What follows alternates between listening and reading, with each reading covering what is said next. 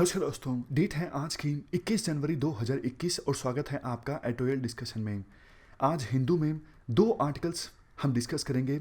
एक दिसंबर में central government के द्वारा जो electricity rights of consumer rules 2020 promulgate किए गए थे उनके बारे में। दूसरा, महिलाओं के द्वारा हाउस होल्ड जो वर्क किया जाता है उसकी वैल्यूएशन से संबंधित एक दो आर्टिकल हमने ऑलरेडी डिस्कस किए हैं, लेकिन कुछ अलग पॉइंट्स हैं उनको भी निकाल के डिस्कस करेंगे। और लास्ट में एथिक्स की केस स्टडी से संबंधित हमने बेसिक्स डिस्कस किए थे पिछले हफ्ते, तो उन्हीं को हम कंटिन्यू करेंगे। और इस वीडियो के लास्ट में हम डिस्कस करेंगे एथिक्स की केस स्टडी के फ्रेमवर्क में बॉडी कैसी होनी चाहिए। चलिए डिस्कशन स्टार्ट करते हैं। फर्स्ट इंपॉर्टेंट आर्टिकल नए electricity rights of consumer rules 2020 से संबंधित हैं। आप जीएस पेपर 3 के इस टॉपिक से आर्टिकल को रिलेट कर सकते हो। ये सारे के सारे एस्पेक्ट्स हम कवर करेंगे इस आर्टिकल की डिस्कशन में। सबसे पहले हम बात करते हैं कंटेक्स्ट की। पिछले महीने यानी दिसंबर 2020 में सरकार के द्वारा नए electricity rights of consumer rules 2020 को प्रोमलगेट किया गया। मकसद इन रूल्स को प्रोमलगेट करना ये था, जो इलेक्ट्रिसिटी कंज्यूमर्स हैं उनको और ज़्यादा एम्पावर करना। कई सारी अच्छी चीज़ें थी इन रूल्स में, जैसे कि अगर देखो इलेक्ट्रिसिटी डिस्ट्रीब्यूशन कंपनीज एक निश्चित समय के अंदर इलेक्ट्रिसिटी कंज्यूमर्स की रिक्वेस्ट को पूरा नहीं करती हैं, जैसे नया कनेक्शन लेना या फिर पुराने कनेक्शन को छोड़ना, ये सारी जो रिक्वेस्ट हैं इनको अगर एक निश्चित समय में डिस्ट्रीब्यूशन कंपनीज के द्वारा पूरा नहीं किया जाता है तो उन पर 1 लाख तक की पेनल्टी लग सकती है। इसके अलावा अगर देखो एक निश्चित ड्यूरेशन के बाद, मान लीजिए 2 घंटे हैं, कि 2 घंटे इलेक्ट्रिसिटी नहीं रही तो कोई बात नहीं, लेकिन 2 घंटे से ज़्यादा इलेक्ट्रिसिटी अगर गई तो फिर इलेक्ट्रिसिटी डिस्ट्रीब्यूशन कंपनीज पर पेनल्टी लगेगी। इसके साथ साथ अगर देखो मीटर खराब हो गया है, लेकिन मीटर को बदलने में इलेक्ट्रिसिटी डिस्ट्रीब्यूशन कंपनीज के द्वारा बहुत ज़्यादा लंबा समय लिया गया है, डिले किया गया है, तो भी पेनल्टी का प्रावधान है। अगर देखो इन रूल्स की सिग्निफिकेंस की हम बात करें, काफ़ी सारे स्टेट्स ऐसे हैं जो खास करके रूरल और स्मॉल इलेक्ट्रिसिटी कंज्यूमर्स को क्वालिटी इलेक्ट्रिसिटी सप्लाई नहीं प्रोवाइड कर पा रहे हैं। तो ये रूल्स जो सेंट्रल गवर्नमेंट लेके आई है, इससे एक पब्लिक डिबेट जरूर स्टार्ट हो गई है कि हाँ, जो इलेक्ट्रिसिटी कंज्यूमर्स हैं उनके भी राइट्स हैं और उनका ध्यान रखने की आवश्यकता है। ये जो रूल्स हैं ये इलेक्ट्रिसिटी डिस्ट्रीब्यूशन कंपनीज को एक निश्चित स्टैंडर्ड के हिसाब से काम करने के लिए बाध्य करते हैं।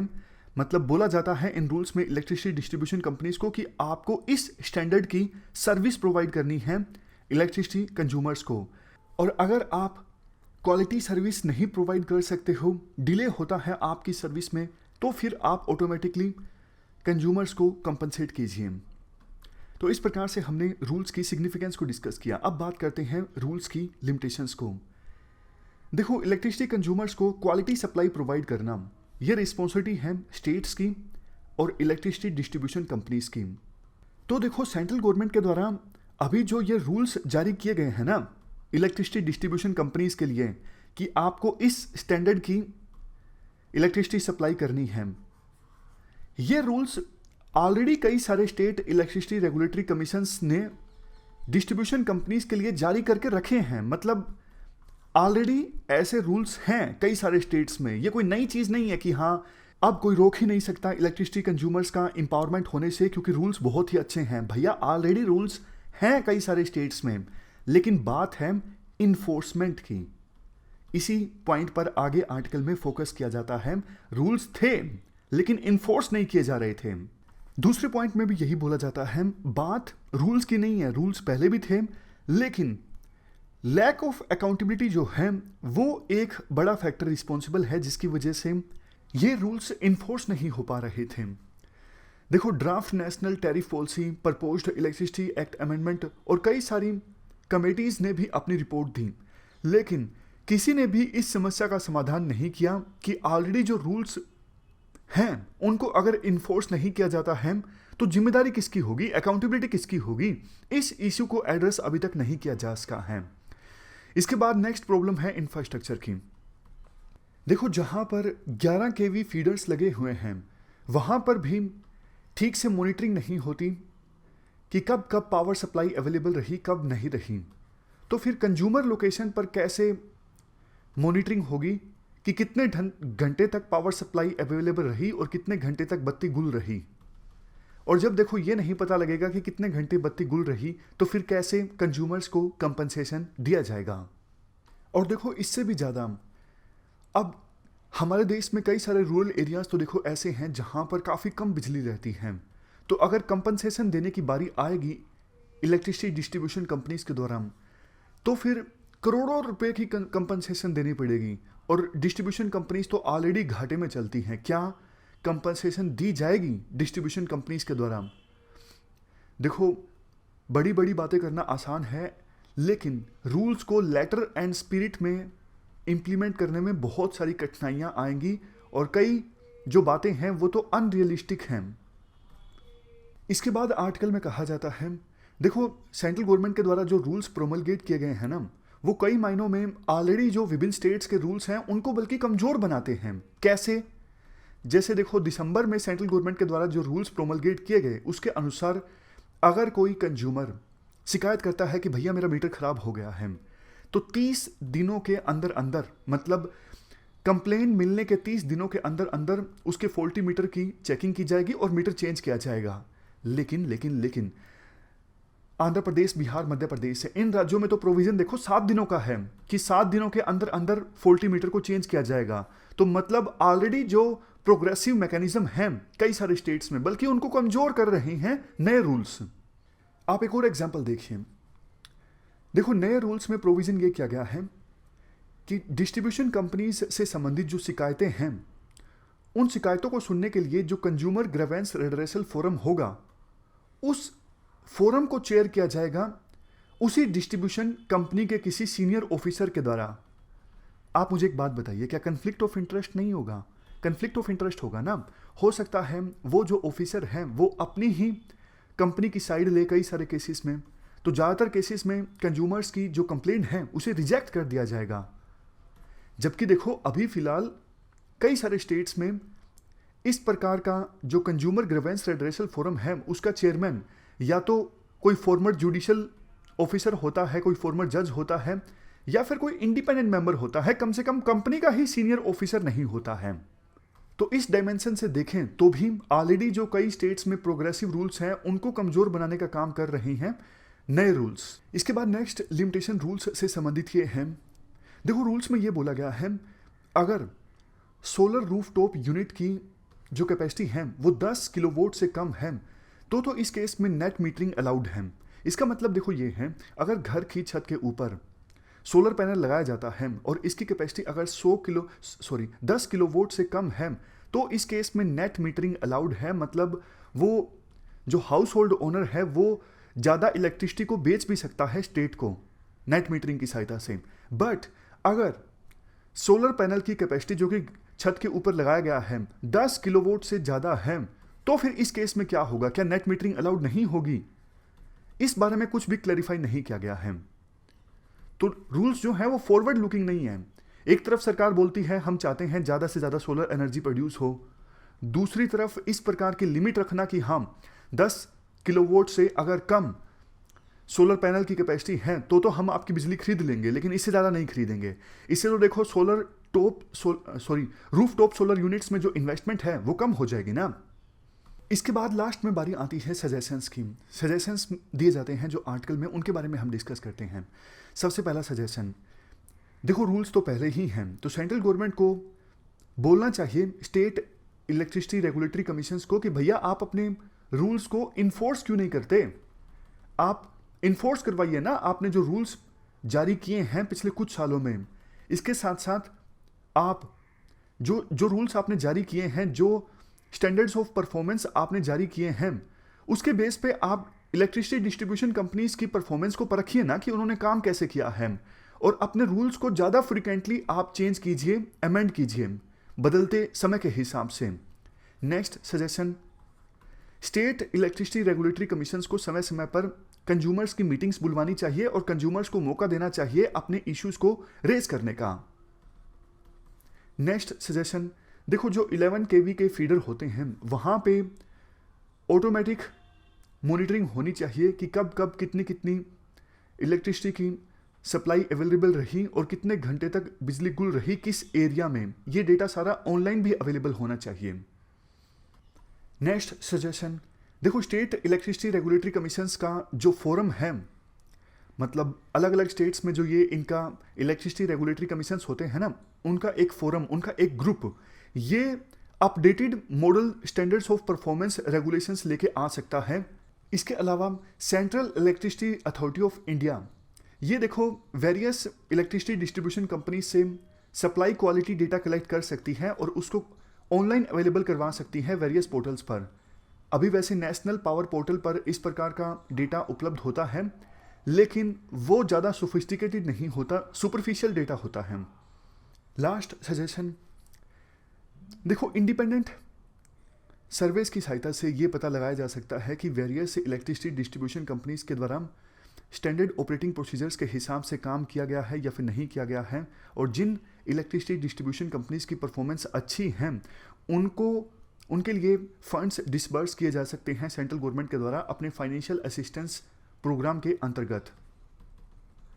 तो ये सारे सजेशंस हमने डिस्कस किए और अंत में कंक्लूजन में यही कहा जाता है, देखो बात रूल्स के इन्फोर्समेंट की है और इसके लिए विल पावर चाहिए, इसके लिए अकाउंटेबिलिटी फिक्स करने की आवश्यकता है कि अगर ये रूल्स नहीं इंप्लीमेंट किए जाते हैं तो जवाबदेही किसकी होगी।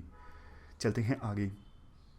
नेक्स्ट आर्टिकल हम डिस्कस करेंगे महिलाओं के द्वारा जो हाउस होल्ड वर्क किया जाता है उसकी वैल्यूएशन से संबंधित। आप जीएस पेपर 1 के इस टॉपिक से आर्टिकल को रिलेट कर सकते हो। सबसे पहले हम बात करते हैं बैकग्राउंड की। देखो एक तरफ हम महिलाओं को गॉडेसेस यानी देवियों की तरह पूज्य मानते हैं, दूसरी तरफ उनको इक्वल राइट्स नहीं दिए जाते हैं। फॉर एग्जांपल अभी उत्तर प्रदेश और मध्य प्रदेश में जो रिलीजियस कन्वर्जन या फिर सो कॉल्ड एंटी लव जिहाद से संबंधित कानून आए, उनमें महिलाओं को उनके हस्बैंड को चुनने के अधिकार से भी वंचित किया गया है। अभी हाल ही में क्या हुआ, कमल हसन और उनकी पार्टी ने ये प्रॉमिस किया है अगर वो तमिलनाडु में सत्ता में आते हैं यानी सरकार बनाते हैं तो फिर हाउसवाइफ्स को यानी वो महिलाएं जो घर में काम करती हैं हाउस मेकर के तौर पर, उनको सैलरी दी जाएगी। इसके बाद ये डिबेट फिर से स्टार्ट हो गई है, क्या डोमेस्टिक वर्क को वर्क के तौर पर रिकॉग्नाइज किया जाना चाहिए या फिर नहीं। तो इस आर्टिकल में हम दो एस्पेक्ट्स को एड्रेस करेंगे। एक तो देखो वेस्ट में वाइफ्स के द्वारा जो घर का काम किया जाता है उसे वर्क के तौर पे रिकॉग्नाइज करने की हिस्ट्री क्या है, ये एस्पेक्ट हमारे लिए ज़्यादा इंपॉर्टेंट नहीं है, लेकिन इससे नीचे वाला जो एस्पेक्ट है ये इंपॉर्टेंट है। अभी तक हमारे देश में जुडिशियल रिस्पॉन्सेज क्या हैं या फिर लेजिस्लेटिव इनिशिएटिव्स क्या हैं इस इशू को लेके। देखो 2011 के सेंसस के अनुसार 159.85 मिलियन महिलाएं ऐसी हैं जिनका मेन ऑक्यूपेशन है, मेन काम है हाउस होल्ड वर्क यानी घर का काम, और सिर्फ 5.79 मिलियन मैन ऐसे हैं जिनका मेन ऑक्यूपेशन है household work. Justice NV Ramana के अनुसार उन्होंने एक जजमेंट में टिप्पणी की थी, अभी हाल ही में केस का नाम था Kirti and another versus oriental insurance company. इस जजमेंट में जस्टिस NV रमन्ना ने time use in India 2019 report का हवाला देते हुए ये कहा था कि इंडियन वुमेन जो हैं वो एक दिन में 299 मिनट्स जो हैं वो अनपेड डोमेस्टिक सर्विसेज में बिताती हैं और man 97 minutes unpaid domestic services में बिताते हैं। इसके अलावा महिलाएं जो हैं वो 134 मिनट्स एक दिन में अनपेड केयर गिविंग यानी जैसे बच्चों की देखभाल या फिर बड़े बुजुर्गों की देखभाल, इस प्रकार की जो अनपेड केयर गिविंग सर्विसेज हैं उनमें महिलाओं के द्वारा एवरेज तौर पर एक दिन में 134 मिनट्स बिताए जाते हैं। कुछ समय पहले देखो एक रिपोर्ट आई थी जिसका नाम था women economic contribution through their unpaid work, a case study of India 2009। इस रिपोर्ट में एस्टिमेट लगाया गया था कि महिलाओं के द्वारा जो ये अनपेड काम किया जाता है इन सर्विसेज की अगर हम इकोनॉमिक वैल्यू निकालें तो ये हर साल 612.8 बिलियन डॉलर्स निकल के आती हैं, बट इसे नेशनल इनकम में काउंट नहीं किया जाता है। अगर कुछ और केसेस की हम बात करें, Arun Kumar Agarwal versus national insurance company 2010 का ये केस है। इस केस में सुप्रीम कोर्ट ने ये एक्नॉलेज किया था कि देखो, हाउस वाइफ्स के द्वारा घर में जो काम किया जाता है वो इनवैल्यूएबल है, इसको आप मनी के टर्म्स में कैलकुलेट नहीं कर सकते हो। जो सर्विसेज दी जाती हैं महिलाओं के द्वारा, जो ट्रू लव या फिर अफेक्शन उनके द्वारा शो किया जाता है केयर गिविंग में, तो इसे आप पैसों में नहीं तोल सकते हो। इसी प्रकार के ऑब्जर्वेशंस राजेंद्र सिंह 2020 के केस में सुप्रीम कोर्ट के द्वारा किए गए थे। वैसे देखो, ये जो केसेस थे ये महिलाओं के काम को रिकॉग्नाइज करने से संबंधित नहीं थे। ये केसेस थे जैसे एक होम मेकर की डेथ हो गई थी एक्सीडेंट की वजह से, तो कंपनसेशन देने का इशू था कि वो महिला जो है वो तो घर का काम करती थी, तो कितनी कंपनसेशन दी जानी चाहिए। तो इस प्रकार के केसेस में ये ऑब्जर्वेशंस, ये टिप्पणियां सुप्रीम कोर्ट के द्वारा की गई थी। 2010 के केस में जस्टिस ए के गांगुली ने, ये वही केस है जिसके बारे में हमने ऊपर डिस्कस किया, Arun Kumar Agarwal versus national insurance company. तो इस केस में जस्टिस ए के गांगुली ने सेंसस 2001 को रेफर किया। ये सेंसस पार्लियामेंट के एक एक्ट के अंतर्गत कैरी आउट किया जाता है, और इसमें देखो, वो महिलाएं जो घर का काम करती हैं, ऐसी महिलाओं की संख्या हमारे देश में 36 करोड़ है। इनको नॉन वर्कर्स के साथ क्लब कर दिया गया है। नॉन वर्कर्स जैसे बेगर्स, प्रोस्टिट्यूट्स, प्रिजनर्स, इनके साथ क्लब कर दिया गया है महिलाओं को जो घर का काम करती हैं। लास्ट में कुछ सजेशंस की बात की जाती है। देखो, यूपीए की सरकार 2012 में इन्होंने ये प्रपोज किया था कि ये मैंडेटरी होना चाहिए कि जो हस्बैंड्स हैं वो वाइफ्स को मंथली सैलरी दें। आप बताइए ये सही है या गलत है? ये गलत है। जब 2012 में ये प्रपोज किया गया था यूपीए की सरकार में, तो उस समय एक कार्टून पब्लिश हुआ था। कार्टून में ये दिखा गया था कि हस्बैंड अपनी वाइफ को सैलरी दे रहे हैं, और सैलरी देते वक्त बोल रहे हैं कि मैं 3355 रुपये काट रहा हूँ। क्योंकि एक हफ्ते तक आपने काम नहीं किया, एक हफ्ते तक आप अपने मायके में थी। देखो, इन रूल्स की दिक्कत पता है क्या है? इन रूल्स के अनुसार अगर ये मैंडेटरी कर दिया जाता है कि हस्बैंड वाइफ को सैलरी दें, तो फिर तो हस्बैंड और वाइफ के बीच में एम्प्लॉयर और एम्प्लॉय की रिलेशनशिप हो गई ना। जैसे एम्प्लॉयर जो है एम्प्लॉय के अगेंस्ट डिसिप्लिनरी एक्शन ले सकता है, उसी प्रकार से हस्बैंड भी वाइफ के अगेंस्ट डिसिप्लिनरी एक्शन ले सकता है। क्या हस्बैंड और वाइफ के बीच ऐसी रिलेशनशिप होती है? नहीं होती ना। तो इसीलिए ये जो रूल्स थे ये नहीं आ पाए, और इसका काफ़ी ज़्यादा विरोध भी हुआ था। तो कमल हसन की पार्टी ने तमिलनाडु में जो सैलरी वर्ड का इस्तेमाल किया है ना, मंथली पेमेंट का, ये अपने आप में प्रॉब्लमेटिक है।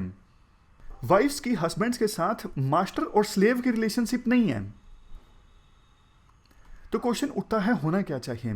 देखो, United Nations committee on the elimination of discrimination against women in 1991 ने यह रिकमेंड किया था कि महिलाओं के द्वारा जो डोमेस्टिक एक्टिविटीज़ को परफॉर्म किया जाता है उनका मेजरमेंट और क्वांटिफिकेशन होना चाहिए, और महिलाओं का द्वारा जो ये घर का काम किया जाता है इसे जीडीपी में रिकॉग्नाइज करने की आवश्यकता है, ताकि महिलाओं के इकोनॉमिक कंट्रीब्यूशन को रिकॉग्नाइज किया जा सके।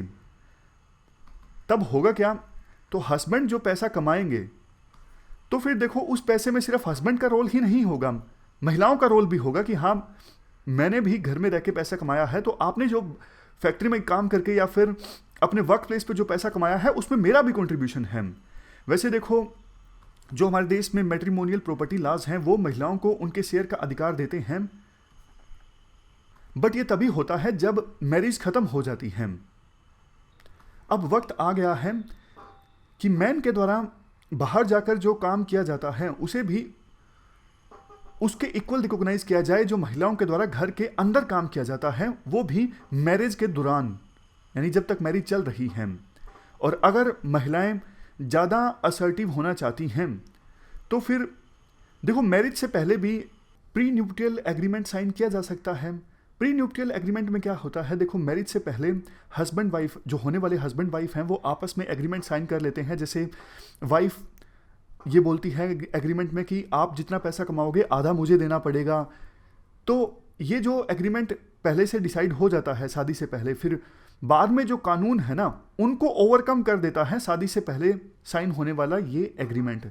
हमारे देश में प्री न्यूक्टियल एग्रीमेंट का चलन कम है, वेस्टर्न कंट्रीज में काफ़ी है। तो ये सजेशन डिस्कस किया गया राइटर के द्वारा जो दिया गया है। और अब चलते हैं अगले आर्टिकल की तरफ। आगे हम केस स्टडी से संबंधित कुछ बेसिक डिस्कशन करते हैं। केस स्टडी के आंसर का फ्रेमवर्क कैसे होना चाहिए, इंट्रोडक्शन तक हमने डिस्कस कर लिया है। तो आज हम बॉडी से स्टार्ट करते हैं। देखो, केस स्टडी के आंसर की बॉडी कैसे होगी वो तो इस बात पे डिपेंड करता है ना कि केस स्टडी की रिक्वायरमेंट क्या है। अब हर एक केस स्टडी में जो रिक्वायरमेंट है वो सेम थोड़ी ना होती है। किसी केस स्टडी में ऑप्शंस ऑलरेडी दिए होते हैं और उन ऑप्शंस के प्रोज एंड कॉन्स के बारे में पूछा जाता है। कुछ केस स्टडीज ऐसी होती हैं जिसमें सिचुएशन बता के ये बोला जाता है कि बताइए आप इस सिचुएशन को रिजोल्व करने के लिए क्या करोगे। तो अलग अलग टाइप की केस स्टडीज होती हैं। अभी तक जितने टाइप की केस स्टडीज आई हैं उनको आप मेनली इन 5 कैटेगरीज में डिवाइड कर सकते हो। मोटा मोटा हमने डिवाइड कर लिया कि किस किस टाइप के क्वेश्चंस पूछे जाते हैं केस स्टडीज़ में।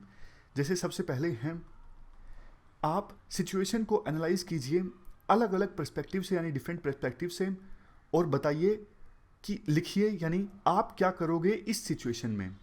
तो कई बार इस प्रकार का क्वेश्चन दे दिया जाता है पूरी केस स्टडी बता के कि आप अलग अलग पर्सपेक्टिव से केस स्टडी को एनालाइज कीजिए और लिखिए कि आप इस गिवन सिचुएशन में क्या करोगे।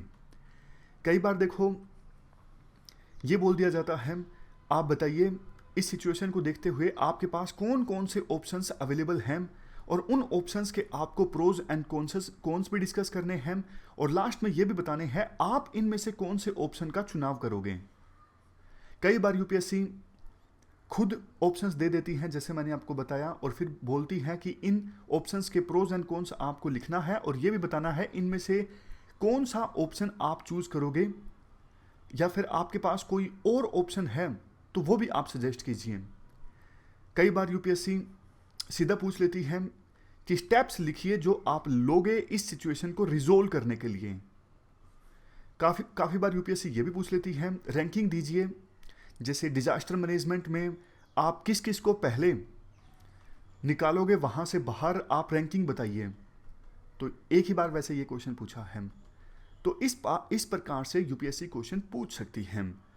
तो इन्हीं क्वेश्चंस को देखते हुए आपको अपनी बॉडी का जो पार्ट है वो लिखना है। अब देखो नेक्स्ट हम एक एक करके इनके एग्जांपल्स भी डिस्कस कर लेते हैं। सबसे पहले बात करते हैं टाइप 1 के एग्जांपल्स की। टाइप 1 क्या है? कई बार जो यूपीएससी इस प्रकार के क्वेश्चंस पूछ लेती है कि सिचुएशन को आप अलग अलग पर्सपेक्टिव से एनालाइज कीजिए और लिखिए इस गिवन सिचुएशन में आप क्या करोगे। तो इसका एग्जाम्पल क्या है? इसका एग्जाम्पल देखिए, आप एज ए डीएसपी पोस्टेड हो किसी एरिया में जिसमें ज़्यादातर जो पॉपुलेशन रहती है वो रूरल पॉपुलेशन है। आपके सामने एक केस आया है, 2 कैटल थीव्स यानी पशुओं को चुराने वाले 2 चोर, उनकी विलेजर्स ने यानी गांव वालों ने पीट पीट के हत्या कर दी है। ये 2 चोर जो हैं पशुओं को चुराने के लिए गांव में एंटर किए थे चोरी छुपे, लेकिन गांव वालों ने इनको पकड़ लिया और पीट पीट के मार डाला। तो ऐसी सिचुएशन में लोकल पुलिस के ऊपर बहुत ज़्यादा प्रेशर है कि गांव वालों के अगेंस्ट कोई भी एफआईआर दर्ज ना की जाए, क्योंकि जो मारे गए हैं वो क्रिमिनल्स हैं और हैबिचुअल क्रिमिनल्स हैं। मतलब काफ़ी बार क्राइम को अंजाम दिया जाता है ऐसे क्रिमिनल्स के द्वारा। और जो मारे गए हैं वो देखो गरीब परिवारों से संबंध रखते हैं, बैकवर्ड क्लासेस से। और ये इंसिडेंट्स जो हैं नए नहीं हैं इस एरिया में, और अक्सर ऐसा केसेस में देखने को मिलता है अगर अपराधी को पकड़ लिया जाता है तो भीड़ बिना किसी दया के उस पकड़े गए अपराधी को बहुत मारती है। तो ये पूरी सिचुएशन दी हुई है। अब आपको बताना है, एनालाइज करना है इस सिचुएशन को अलग अलग पर्सपेक्टिव से और एक्सप्लेन करना है इस सिचुएशन में आप क्या एक्शन लोगे, और स्टेप्स भी बताने हैं ताकि फ्यूचर में इस प्रकार के वायलेंस को रोका जा सके। तो बताओ कैसे आप इस केस स्टडी में बॉडी का पार्ट लिखोगे। देखो क्वेश्चन में ये पूछा गया है अलग अलग पर्सपेक्टिव से, यानी डिफरेंट पर्सपेक्टिव से आपको इस सिचुएशन को एनालाइज करना है। तो आप मुझे एक बात बताइए, अलग अलग पर्सपेक्टिव से क्या मतलब है? कौन कौन से पर्सपेक्टिव से हम सिचुएशन को एनालाइज कर सकते हैं? देखो सबसे पहला तो तरीका ये है, इस केस स्टडी में जो स्टेक होल्डर इन्वॉल्व है ना, जैसे डीएसपी खुद एक स्टेक होल्डर है, थीव्स वो भी स्टेक होल्डर मान सकते हो, थीव्स की फैमिलीज मान सकते हो, आप थीव को ना मानो तो, गांव वाले आप स्टेक होल्डर मान सकते हो, पुलिस एडमिनिस्ट्रेशन एक स्टेक होल्डर है और ओवरऑल सोसाइटी भी एक स्टेक होल्डर है। मतलब कहने का ये है कि जो भी स्टेक होल्डर बनते हैं ना, आप उनके पर्सपेक्टिव से सिचुएशन लिखिए कि डीएसपी को क्या करना चाहिए, डीएसपी के पर्सपेक्टिव से सिचुएशन क्या है, विलेजर के पर्सपेक्टिव से क्या सिचुएशन है। हर एक स्टेक होल्डर के पर्सपेक्टिव से आप सिचुएशन जब एनालाइज करोगे तो अलग अलग पर्सपेक्टिव से सिचुएशन एनालाइज हो जाएगी। दूसरा तरीका देखो ये हो सकता है कि आप अलग अलग जो स्कूल्स हैं मोरल फिलोसफी के, उनके अकॉर्डिंग सिचुएशन को एनालाइज कीजिए। जैसे utilitarianism, justice, rights, common good, virtue approach. 2 बार हम ये सारी जो अप्रोचेज हैं वो डिस्कस कर चुके हैं। एक बार शुरुआत में करी थी, उसके बाद जब एथिकल डायलेमा का टॉपिक डिस्कस कर रहे थे तब भी करी थी, और एक बार फिर से करेंगे। मतलब ब्रीफ में एक बार फिर से इन अप्रोचेज के बारे में हम डिस्कस करेंगे। तीसरा तरीका देखो ये हो सकता है, जैसे ऐसे में और जीएस पेपर 1, 2, 3 के आंसर्स में आप वेरियस डायमेंशंस ऐड करने की कोशिश करते हो, उसी प्रकार से वेरियस डायमेंशंस के अकॉर्डिंग भी आप बता सकते हो करंट सिचुएशन क्या है। जैसे सोशल पर्सपेक्टिव से, लीगल पर्सपेक्टिव से, कॉन्स्टिट्यूशनल, पॉलिटिकल और फिलोसफिकल पर्सपेक्टिव से। इन सभी अप्रोचेस में से देखो स्टेक होल्डर्स के पर्सपेक्टिव से बताना ना सिर्फ सबसे ज़्यादा आसान है बल्कि सबसे ज़्यादा इफेक्टिव भी है। जैसे एग्जाम्पल के तौर पर 2 चोर जो हैं पशुओं को चुराने वाले, वो गांव में घुसते हैं। इसी एग्जाम्पल को अगर हम देखें तो डीएसपी के पर्सपेक्टिव से ये उसकी ड्यूटी है लॉ एंड ऑर्डर को मेंटेन करना और सभी सिटीजन्स को इक्वली ट्रीट करना। इसके साथ साथ जो लोग मरे हैं उनके प्रति एम्पैथी भी होनी चाहिए डीएसपी की, और करेज भी होनी चाहिए कि जो उसके ऊपर प्रेशर आया है कि गांव वालों के अगेंस्ट केस दर्ज ना किया जाए मर्डर का, तो उस प्रेशर को हैंडल करना। क्योंकि अगर देखो डीएसपी एफआईआर नहीं दर्ज करेगा तो फिर ये गलत प्रेसिडेंट सेट करेगा। आगे भी जाके विलेजर्स के द्वारा इसी प्रकार से किसी चोर की या फिर दूसरे अपराधी की या फिर एक्यूज्ड की हत्या की जा सकती है पीट पीट कर। तो ये डीएसपी के पर्सपेक्टिव से सिचुएशन है। सोशल पर्सपेक्टिव से देखें, समाज में इनटॉलरेंस काफ़ी ज़्यादा है। इनटॉलरेंस है तभी तो गांव वालों ने पीट पीट कर मार डाला चोरों को। उनका जस्टिस में यानी जस्टिस सिस्टम में विश्वास नहीं है, इसीलिए उन्होंने खुद ने कानून को अपने हाथ में लिया। सोसाइटी में डिविजन्स भी देखने को मिल रही हैं क्योंकि जो चोर मारे गए हैं वो बैकवर्ड क्लासेस के हैं और जिन गांव वालों ने पीट पीट के हत्या की है वो सो कॉल्ड हायर कास्ट के हैं। इसके बाद नेक्स्ट है फैमिली ऑफ डिजीज्ड। जो लोग मरे हैं उनके पर्सपेक्टिव से देखें तो उनके साथ तो देखो इनजस्टिस हुआ है। इनजस्टिस का मतलब ये है कि हालांकि देखो जो लोग मारे गए हैं वो चोर थे, बट हर एक एक्यूज्ड को, अपराधी को सजा देने के लिए जस्टिस सिस्टम है। चोरी के लिए मौत की सजा तो नहीं दी जा सकती ना। तो इनजस्टिस तो उनके साथ हुआ है और उनका राइट टू डिग्निफाइड लाइफ जो है वो भी वायलेट हुआ है। इसके बाद नेक्स्ट है विलेजर्स। विलेजर्स का राइट टू प्रॉपर्टी वायलेट हुआ है, लेकिन उनके पास कोई लीगल अथॉरिटी नहीं है खुद से जस्टिस को इंश्योर करने की। अगर देखो इस प्रकार से हर एक पर्सन खुद से ही जस्टिस को अचीव करने की कोशिश करेगा तो फिर कानून व्यवस्था चरमरा जाएगी। कोर्ट्स, पुलिस ये किस काम के? फिर तो रूल ऑफ लॉ वायलेट हो जाएगा और डेमोक्रेसी मोबोक्रेसी में बदल जाएगी, यानी लोकतंत्र भीड़ तंत्र में बदल जाएगा। तो इस प्रकार से आप वेरियस स्टेक होल्डर्स के पर्सपेक्टिव से चीजें लिख सकते हो। इसके बाद हम दूसरा टाइप देखते हैं। दूसरे टाइप में जैसा हमने डिस्कस किया, इस प्रकार की केस स्टडीज पूछी जा सकती हैं। आप बताइए इस सिचुएशन में आपके पास क्या अलग अलग ऑप्शंस अवेलेबल हैं और आपको हर एक ऑप्शन के प्रोज एंड कॉन्स भी डिस्कस करने हैं और ये बताना है कौन से ऑप्शन का चुनाव आप करोगे।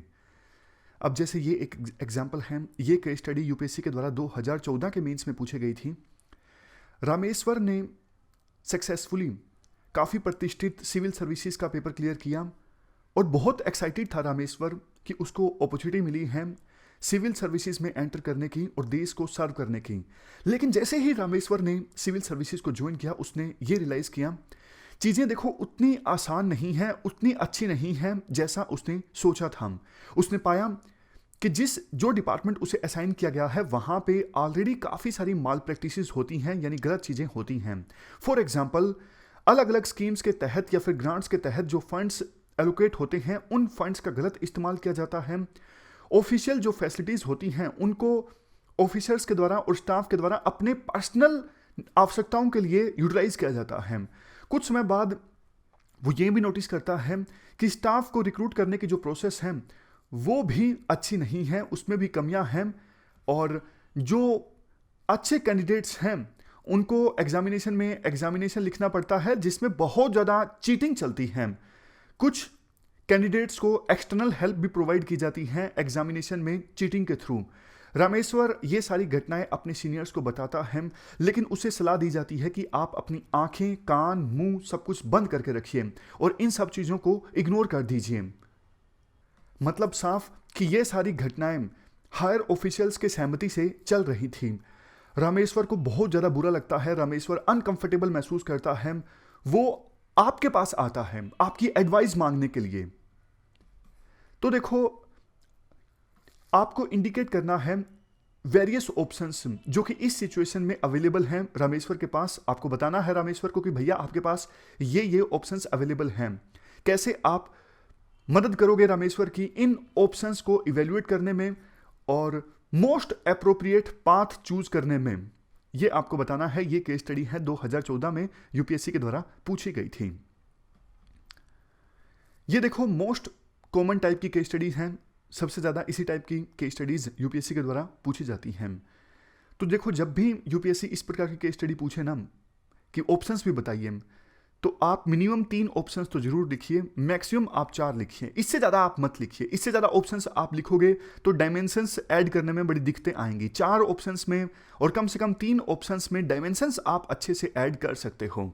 और देखो, ऑप्शंस बनाना बहुत आसान होता है। जैसे इसी केस में देख लीजिए, पहला ऑप्शन ये हो सकता है कि रामेश्वर जो है वो रिजाइन कर दे। दूसरा ये हो सकता है रामेश्वर जो है अलग जगह पे ट्रांसफ़र ले ले। मतलब 2-3 ऐसे आप बना सकते हो ऑप्शन आसानी से, आपको भी पता है। इवन एक ऑप्शन ये भी हो सकता है कि रामेश्वर बाकी लोगों की तरह करप्ट हो जाए, जैसा माल प्रैक्टिस चल रही हैं, रामेश्वर भी गलत चीज़ों का इस्तेमाल करने लगे। ये ऑप्शन चूज नहीं करने हैं, लेकिन ऑप्शंस लिखने तो है ना। इसके बाद सबसे लास्ट ऑप्शन ये है कि रामेश्वर रिस्पॉन्सिबिलिटी ले, जिम्मेदारी ले कि मैं ऑर्गेनाइजेशन का वर्क कल्चर चेंज करूंगा। तो ये देखो मोस्ट अप्रोप्रिएट ऑप्शन है। अब इसके पक्ष में आप डायमेंशंस ऐड करोगे। ये हम आगे आगे देखते जाएंगे कैसे आप वेरियस डायमेंशंस ऐड कर सकते हो, कैसे किसी ऑप्शन को आप सब्सटेंशिएट कर सकते हो अलग अलग आर्गुमेंट्स के थ्रू। अभी फिलहाल हम टाइप देख रहे हैं। इसके बाद हम तीसरे टाइप की केस स्टडीज की बात करते हैं। तीसरे टाइप में देखो, यूपीएससी कई बार ये पूछ लेती है कि ये जो अलग अलग ऑप्शंस आपको दिए हुए हैं, इन ऑप्शंस के प्रोज एंड कॉन्स आपको बताने हैं। मतलब यूपीएससी खुद ही ऑप्शंस दे दे हमें, हमसे ना पूछे कि बताओ कौन से ऑप्शंस आपके पास अवेलेबल है।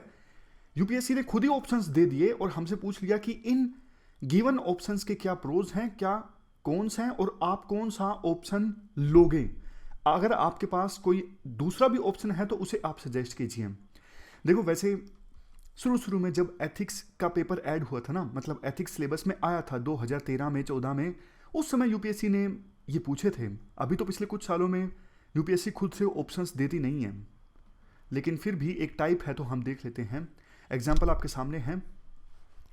किसी पब्लिक इंफॉर्मेशन ऑफिसर को एक एप्लीकेशन रिसीव हुई है आरटीआई एक्ट के तहत, और उस एप्लीकेशन के लिए रेलेवेंट इंफॉर्मेशन जुटाने के बाद पब्लिक इंफॉर्मेशन ऑफिसर को यह पता लगता है आरटीआई जो है उसी के द्वारा प्रीवियसली यानी पहले कोई डिसीजन लिया गया था, उसी से संबंधित है। समझ गए? मतलब कोई पर्सन है महेश, वो पब्लिक इंफॉर्मेशन ऑफिसर के तौर पे काम कर रहा है। एक आरटीआई मिली और आरटीआई के तहत जब इंफॉर्मेशन जुटाई गई तो महेश को ये रियलाइज हुआ, अरे ये तो आरटीआई मेरे द्वारा ही पास्ट में जो कोई डिसीजन लिया गया है उससे संबंधित है, और ये भी पता लगता है महेश को कि वो डिसीजन सही नहीं था। मतलब आरटीआई आने के बाद महेश को रियलाइज होगा कि वो डिसीजन जो मैंने लिया था वो सही नहीं था। हालांकि देखो, उस डिसीजन में कुछ दूसरे एम्प्लॉइज भी इन्वॉल्व थे। अब सिचुएशन ये है कि अगर महेश उस इंफॉर्मेशन को आरटीआई के तहत रिप्लाई दे देता है, जो आरटीआई एप्लीकेशन आई है उसके रिप्लाई में वो इंफॉर्मेशन महेश डिस्क्लोज कर देता है, तो फिर महेश के खिलाफ कार्रवाई भी हो सकती है, डिसिप्लिनरी एक्शन लिया जा सकता है। ना सिर्फ महेश के खिलाफ बल्कि वो दूसरे कोलिग्स जो महेश के साथ डिसीजन में शामिल थे उनके भी अगेंस्ट। और देखो, अगर महेश इंफॉर्मेशन नहीं देता है आरटीआई के तहत, या फिर थोड़ी बहुत इंफॉर्मेशन देता है, छुपा लेता है इंफॉर्मेशन, थोड़े फैक्ट्स को ट्विस्ट कर देता है, तो फिर ना सिर्फ महेश को कम पनिशमेंट मिलेगी और ऐसा भी हो सकता है कि महेश को कोई पनिशमेंट मिले ही ना। वैसे देखो, जो महेश है यानी पब्लिक इंफॉर्मेशन ऑफिसर है, वो ऑनेस्ट ऑफिसर है, उसकी अपनी कंसाइंस भी है, बट ये जो डिसीजन है जिसके बारे में आरटीआई फाइल की गई है वो गलत साबित हो गया। अब देखो, ऐसी सिचुएशन में महेश आपके पास में आया है आपकी एडवाइस मांगने के लिए, और आपके सामने ये सारे ऑप्शंस अवेलेबल हैं, ये चारों जो ऑप्शंस हैं आपके सामने अवेलेबल हैं। आपको इन सभी ऑप्शंस की मेरिट्स और डीमेरिट्स बतानी है महेश को। तो इस केस स्टडी में आपने देखा कि ऑप्शंस जो हैं वो ऑलरेडी गिवन हैं। तो पहला ऑप्शन ये है कि पब्लिक इंफॉर्मेशन ऑफिसर यानी महेश वो इस मामले को अपने सुपीरियर ऑफिसर को भेज दे और उसकी एडवाइस मांग ले, और जैसा ही वो सुपीरियर ऑफिसर यानी उसका सीनियर एडवाइस करे उसी को फॉलो करे। इवन तब भी जब सीनियर के द्वारा जो एडवाइस दी गई है महेश को पर्सनली लगता है कि वो एडवाइस ठीक नहीं है, महेश उस एडवाइस से एग्री नहीं कर रहा है, फिर भी महेश अपने सीनियर की एडवाइस को मान ले। ये पहला ऑप्शन अवेलेबल है महेश के पास। दूसरा ऑप्शन ये है कि महेश जो है यानी पब्लिक इंफॉर्मेशन ऑफिसर छुट्टी पे चला जाए और मामले को छोड़ दे अपने सक्सेसर पर, यानी उसके बाद जो person as a public information officer काम करेगा उस पर छोड़ दे कि वो क्या डिसाइड करता है। या फिर महेश छुट्टी पे ना जाने के बजाय ये बोल दे कि आप ये जो एप्लीकेशन है वो किसी दूसरे पब्लिक इंफॉर्मेशन ऑफिसर को रेफर कर दीजिए। तीसरा ऑप्शन ये अवेलेबल है कि महेश सोच ले कि अगर वो सच्चाई से इंफॉर्मेशन डिस्क्लोज करता है तो इसके कंसिक्वेंसेस क्या होंगे, इसके उसके करियर पर क्या प्रभाव पड़ेगा। तो महेश उसी प्रकार से रिप्लाई करे कि उसका पूरा करियर खतरे में ना आ जाए, और एट द सेम टाइम वो थोड़ा सा तो कॉम्प्रोमाइज कर ले इंफॉर्मेशन को डिस्क्लोज करने पे। मतलब कहने का ये है सारी इंफॉर्मेशन डिस्क्लोज ना करे, थोड़ी सी कर दे, और वो इंफॉर्मेशन डिस्क्लोज ना करे जिससे कि उसके करियर ही खतरे में आ जाए। ये तीसरा ऑप्शन है। चौथा ऑप्शन ये है महेश यानी पब्लिक इंफॉर्मेशन ऑफिसर अपने दूसरे कोलीग से बात करे जो कि इस डिसीजन में इन्वॉल्व थे और उनकी एडवाइस से काम करें। तो ये चारों ऑप्शंस हैं। अब आपको बताना है कि आप महेश को क्या एडवाइस करना चाहोगे, और जो भी ऑप्शन आप महेश को एडवाइस करना चाहोगे उसके प्रति आप प्रॉपर अपना एक्सप्लेनेशन भी दो कि आप वो ऑप्शन क्यों एडवाइस करना चाहोगे महेश को। तो देखो, अगर एक एक ऑप्शन के मेरिट्स एंड डीमेरिट्स हम डिस्कस करें, सबसे पहला ऑप्शन देखिए कि सुपीरियर के पास यानी सीनियर के पास जाओ और सुपीरियर जो भी बोलता है उसकी एडवाइस को मान लो, बेशक आप उसकी एडवाइस से इत्तेफाक नहीं रखते हो। देखो, अगर सुपीरियर के पास मैटर को भेजा जाता है तो ये आसान डिसीजन है डायलेमा से बाहर आने का। जो सुपीरियर एडवाइस करेगा उसको माना जा सकता है, और कल को कोई दिक्कत हो जाए तो कम से कम सीनियर आपके पक्ष में खड़ा रहेगा, सीनियर की सपोर्ट आपको हासिल होगी, सीनियर आपके डिसीजन को प्रोटेक्ट करेगा। तो ये तो मेरिट है।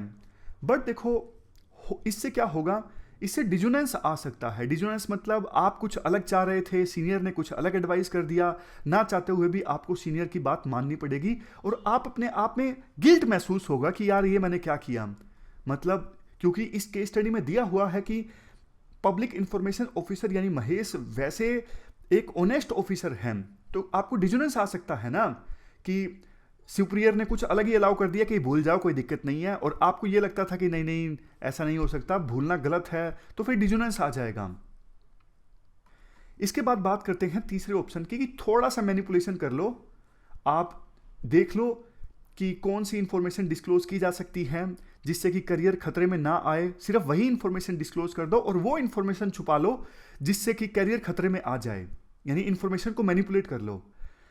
देखो, इससे होगा क्या, चलो मान लिया आपका करियर बच जाएगा या फिर आपको ज़्यादा नुकसान नहीं होगा, आपने थोड़ी बहुत ही इंफॉर्मेशन डिस्क्लोज की है, लेकिन देखो आपने इंटीग्रिटी तो कॉम्प्रोमाइज़ कर ली ना। अब इंटीग्रिटी को कॉम्प्रोमाइज़ करना मतलब कॉम्प्रोमाइज़ करना, ये मैटर नहीं करता आपने थोड़ी इंटीग्रिटी कॉम्प्रोमाइज़ की या फिर ज़्यादा इंटीग्रिटी कॉम्प्रोमाइज़ की। इंटीग्रिटी कॉम्प्रोमाइज़ करना मतलब इंटीग्रिटी कॉम्प्रोमाइज़ करना होता है ना, समझ गए। तो थोड़ा सा आप कॉम्प्रोमाइज़ करोगे तो करियर का खतरा तो घट जाएगा, करियर तो रिस्क में नहीं आएगा, लेकिन इससे क्या होगा, महेश जो है वो ये दिखाएगा कि उसमें करेज ऑफ कन्विक्शन नहीं है और रिस्पॉन्सिबिलिटी लेने की क्षमता भी नहीं है, क्योंकि उसने जो गलत डिसीजन लिया था उसकी रिस्पॉन्सिबिलिटी नहीं ली।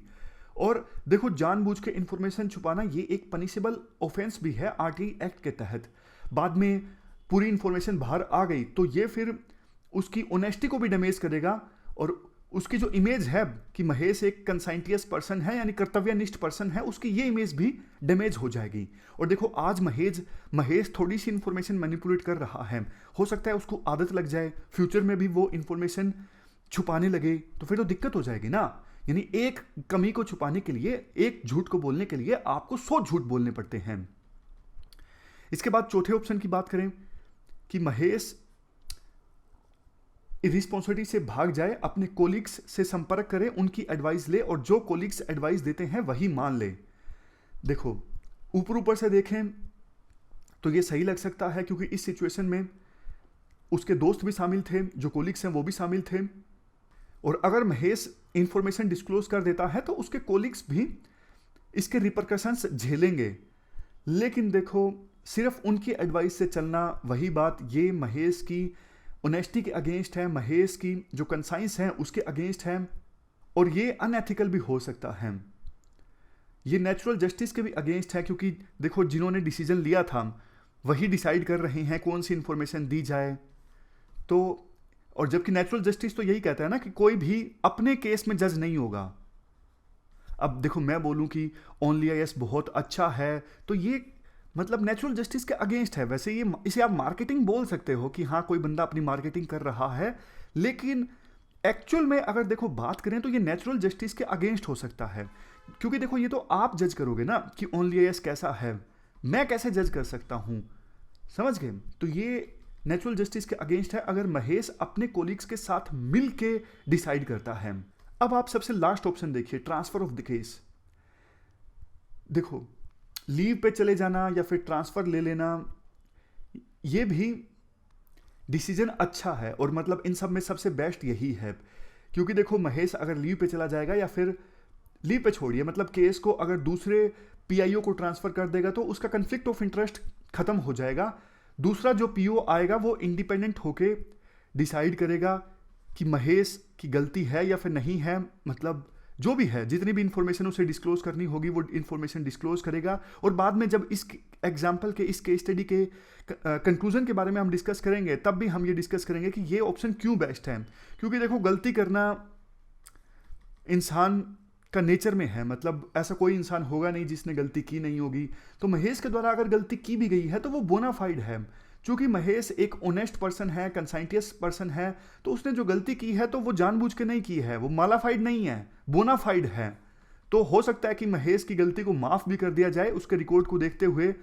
तो इसीलिए ये जो ऑप्शन है ना, वो फिलहाल की सिचुएशन को देखते हुए सबसे उचित डिसीजन है। महेश ने केस ट्रांसफर कर दिया किसी दूसरे पीआईओ को, और दूसरा जो पीआईओ है वो ऑब्जेक्टिविटी के हिसाब से बिना किसी पक्ष को, बिना बायस्ड हुए वो डिसीजन ले सकेगा, और महेश पर यह भी आरोप नहीं लगेगा कि उसने अपने ही केस में डिसीजन लिया। तो इस प्रकार से भी केस स्टडीज पूछी जा सकती हैं कि आपको ऑप्शंस दे दिए जाएं और प्रोज एंड कॉन्स पूछे जाएं। अब देखो, चौथे टाइप की बात करते हैं। चौथे टाइप में कई बार यूपीएससी ये पूछ लेती है कि आप क्या स्टेप्स लोगे सिचुएशन को रिजोल्व करने के लिए। देखो, ऐसी जो केस स्टडीज है ना, अक्सर एटीट्यूड चेंज से संबंधित होती हैं और सिलेबस के इमोशनल इंटेलिजेंस पार्ट से संबंधित होती हैं। ऐसी केस स्टडीज में आपको कंसर्न्ड एंटिटीज, यानी जो भी टारगेट ऑब्जेक्ट है, उनका एटीट्यूड या फिर उनके इमोशंस को चेंज करने के लिए कोई स्ट्रेटजी अपनानी होती है और उसी के बारे में बताना होता है। जैसे एग्जाम्पल के तौर पर, आप किसी डिस्ट्रिक्ट में यानी किसी जिले में डिस्ट्रिक्ट डेवलपमेंट ऑफिसर के तौर पर पोस्टेड हों, और कुछ समय बाद आपको ये पता लगता है कि रूरल एरियाज़ में, आपके ज़िले के किसी रूरल एरियाज़ में टेंशन्स हैं। किस चीज़ को लेके? गर्ल्स को स्कूल में भेजने को लेके।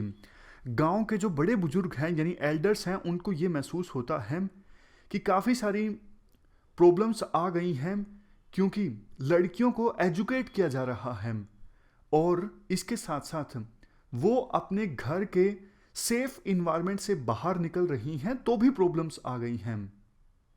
गांव के बड़े बुजुर्गों का ये भी व्यू है, एल्डर्स का व्यू है कि लड़कियों की जल्द से जल्द शादी कर देनी चाहिए मिनिमम एजुकेशन के साथ, जैसे 12वीं की उसके तुरंत बाद शादी कर दी जाए, ऐसा उनका व्यू है। और गर्ल्स जॉब्स के लिए अगर कॉम्पिटिट करती हैं एजुकेशन प्राप्त करने के बाद, तो फिर ये जो क्षेत्र है ना, ये लड़कों का एक्सक्लूसिव डोमेन है। इससे मेल पॉपुलेशन में बेरोजगारी जो है वो और ज़्यादा बढ़ेगी। और जबकि यंगर पॉपुलेशन का, यंगर जो जनरेशन है, उनको ये महसूस होता है प्रेजेंट ईरा में गर्ल्स को भी एजुकेशन और एम्प्लॉयमेंट की इक्वल अपॉर्चुनिटीज़ मिलनी चाहिए, क्योंकि उनको भी लाइवलीहुड प्राप्त करने का पूरा पूरा अधिकार है। पूरी जो लोकेलिटी है रूरल एरियाज में वो डिवाइडेड है बिटवीन बोथ सेक्सेस। इन दोनों जो जनरेशन है, यंगर जनरेशन और एल्डर जनरेशन, दोनों जनरेशन सेक्सेस को लेकर डिवाइडेड है। और आपको ये भी पता लगा है पंचायत में, दूसरी लोकल बॉडीज में या फिर चौराहों पर ये इशू जो है वो काफ़ी कड़वाहट के साथ डिबेट किया जाता है। एक दिन आपको इंफॉर्मेशन मिलती है कि एक अनप्लेजेंट घटना हो चुकी है। कुछ लड़कियों को मोलेस्ट किया गया जब वो स्कूल जा रही थी। इस इंसिडेंट के बाद कई सारे क्लैशेस स्टार्ट हो गए अलग अलग ग्रुप्स के बीच और एक लैंड ऑर्डर समस्या भी पैदा हो गई। एल्डर्स ने इस घटना के बाद काफ़ी हीटेड डिस्कशन के बाद जॉइंटली ये डिसीजन लिया कि लड़कियों को स्कूल में नहीं भेजा जाएगा और उन फैमिलीज़ को सोशली बाइकआउट कर दिया जाएगा जो इस आदेश को नहीं मानेंगे। अब ऐसी सिचुएशन में आप उस डिस्ट्रिक्ट के डिस्ट्रिक्ट डेवलपमेंट ऑफिसर के तौर पर तैनात हो, तो आप बताओ कि कैसे आप ये इंश्योर करोगे कि गर्ल्स सेफ्टी के साथ, बिना डिसरप्शन के साथ अपनी एजुकेशन को कंटिन्यू कर सकें। दूसरा पार्ट ये है, आप कैसे ये मैनेज करोगे और कैसे ये इंश्योर करोगे कि गांव के एल्डर्स का जो ये पैट्रियार्कल एटीट्यूड है इसमें सुधार हो, ताकि इंटर जनरेशनल रिलेशंस में भी हार्मनी बरकरार रखी जा सके। तो ये केस स्टडी यूपीएससी ने पूछी थी 2015 में। तो इस केस स्टडी में आपको एटीट्यूड चेंज करना है। अब एटीट्यूड कैसे चेंज किया जा सकता है, थ्योरी पार्ट में हमने काफ़ी कुछ डिस्कस किया था, आगे भी हम डिस्कस करेंगे, जैसे कि रोल मॉडल्स की सहायता से, उनको फ़ायदे गिनवा के, प्लेस की सहायता से, बहुत सारी चीज़ें होती हैं एटीट्यूड चेंज करने के, तो वो सब हम आगे डिस्कस करेंगे। फिलहाल ये एक टाइप है। अब सबसे लास्ट में है 5वें टाइप की केस स्टडीज, रैंकिंग और ऑर्डर बेस्ड क्वेश्चंस। ये भी यूपीएससी ने एक दो बार ही पूछी हैं, ज़्यादा तो पूछी नहीं, ये 2015 में ही पूछी थी। देखो, एक डिजास्टर प्रोन स्टेट है जहाँ पे डिजास्टर काफ़ी ज़्यादा आते हैं, जैसे landslide, forest fires, cloud burst, flash floods, earthquake, ये सब आते हैं। कुछ इनमें से सीजनल हैं, कुछ काफ़ी अनप्रेडिक्टेबल हैं, और मैग्नीट्यूड कितना होगा यानी डिजास्टर का इम्पैक्ट कितना होगा ये पहले से अंदाज़ा लगाना मुश्किल होता है। एक सीजन के दौरान बादल फट गया जिससे एकदम से बाढ़ आ गई, लैंडस्लाइड स्टार्ट हो गए, काफ़ी लोगों की जान भी चली गई, काफ़ी हाई कैजुअलिटीज़ हुई हैं, और इंफ्रास्ट्रक्चर जैसे roads, bridges, power generating units, इनको भी काफ़ी नुकसान पहुंचा है। अब देखो, इसकी वजह से 1 लाख जो तीर्थयात्री हैं या फिर टूरिस्ट या फिर दूसरे लोकल्स हैं वो फंस गए हैं अलग अलग रूट्स में, अलग अलग लोकेशंस में। एग्जाम्पल ले सकते हो उत्तराखंड, जो फ्लड आई थी 2013 में, ये केस स्टडी भी यूपीएससी ने 2015 में पूछी थी, तो मतलब उसी समय की है, ऑलमोस्ट उसी समय की। अब देखो, 1 लाख के आसपास पिलग्रिम्स, टूरिस्ट, दूसरे लोकल्स फंस गए हैं। अब उनको बचाना आपकी जिम्मेदारी है, आपकी रिस्पॉन्सिबिलिटी के अंतर्गत आता है, जिसमें ये जो 1 लाख लोग फंसे हैं इसमें सीनियर सिटीजन्स भी हैं, हॉस्पिटल में पेशेंट्स भी हैं, वुमेन भी हैं, चिल्ड्रन भी हैं, हाइकर भी हैं, टूरिस्ट भी हैं, रूलिंग पार्टीज़ के लोग भी हैं, रीजनल प्रेसिडेंट भी हैं, उनकी फैमिली भी हैं, काफ़ी कुछ हैं। इवन एडिशनल सेक्रेटरी जो हैं नेबरिंग स्टेट के वो भी हैं, और जेल के प्रिजनर भी हैं, तो काफ़ी सारे लोग फंसे हुए हैं। अब देखो, आप उस स्टेट के सिविल सर्विसेज ऑफिसर हो, आपको ऑर्डर बताना है कि किस ऑर्डर में आप किसको पहले बचाओगे, किसको पहले रेस्क्यू करोगे। और आपने जो ऑर्डर बताया है कि जैसे फॉर एग्जांपल सबसे पहले हॉस्पिटल में जो पेशेंट्स हैं मैं उनको बचाऊंगा, उसके बाद मैं एल्डर्स को बचाऊंगा, जो भी ऑर्डर आप देते हो, जो भी मतलब ऑर्डर आप बताते हो कि इस ऑर्डर में मैं विभिन्न सेक्शंस की जान बचाऊंगा, उसकी आपको जस्टिफिकेशन देनी है। तो इस प्रकार से हमने केस स्टडी के आंसर के फ्रेमवर्क में बॉडी के बारे में डिस्कस किया, बॉडी में क्या होना चाहिए। आज की इस डिस्कशन में इतना ही है। Thank you very much for discussion.